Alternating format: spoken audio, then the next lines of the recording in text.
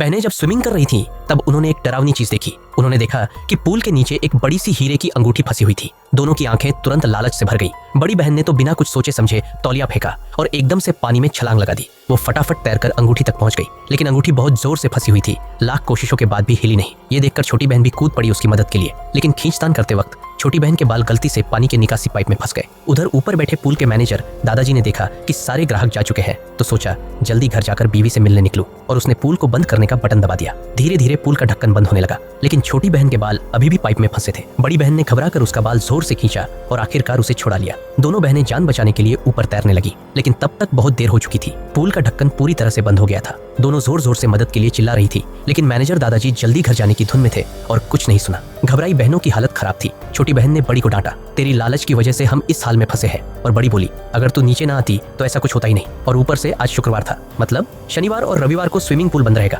यानी अगले 2 दिन तक कोई वहां आएगा ही नहीं। न खाना न पानी, दोनों फंसी रहेंगी। अब सबसे जरूरी था वहां से बाहर निकलना। दोनों ने मिलकर ढक्कन को ऊपर उठाने की कोशिश की, लेकिन ढक्कन बहुत मजबूत था और पैरों के नीचे टिकने की जगह भी नहीं थी। काफी देर तक कोशिश करने के बाद भी कोई कामयाबी नहीं मिली। अब दोनों पूल के चारों तरफ ढक्कन में कोई दरार ढूंढने लगी, लेकिन हर तरफ से पूरी तरह सील था। ऊपर सिर्फ एक छोटा सा छेद मिला। बड़ी बहन की नजर पड़ी कि शायद इससे बाहर निकलने का रास्ता निकले। छोटी बहन ने हड्डी मोड़ने का हुनर दिखाने की कोशिश की। उसकी इस हरकत को देख बड़ी बहन सन्न रह गई। उसने सोचा कोई टूल ढूंढा जाए। घूमते घूमते उसे एक नुकीली सी चीज मिली, जिसे उसने उस छेद में डालकर रगड़ना शुरू किया, लेकिन फायदा न के बराबर। छोटी बहन तो अब उम्मीद ही छोड़ चुकी थी, लेकिन बड़ी बहन अब भी उस हीरे की अंगूठी के पीछे पागल थी। अंगूठी निकालकर वो बहुत खुश हुई और फिर पाइप के ढक्कन को उठाकर ऊपर के ढक्कन को तोड़ने की कोशिश करने लगी, लेकिन ढक्कन स्क्रू से जड़ा हुआ था, हिला भी नहीं। थक हार कर वो ऊपर तैर गई। अब रात हो चुकी थी, पानी ठंडा हो गया था और तब बड़ी बहन की डायबिटीज का अटैक आ गया। उसका शरीर कांपने लगा, कमजोरी आने लगी। उसे इंसुलिन की जरूरत थी, जो उसके बैग में था, जो ऊपर रखा हुआ था। तभी उन्होंने ऊपर किसी के कदमों की आवाज सुनी। एक क्लीनर आई थी। दोनों बहनें जोर जोर से चिल्लाने लगी। आखिरकार क्लीनर ने उनकी आवाज सुनी,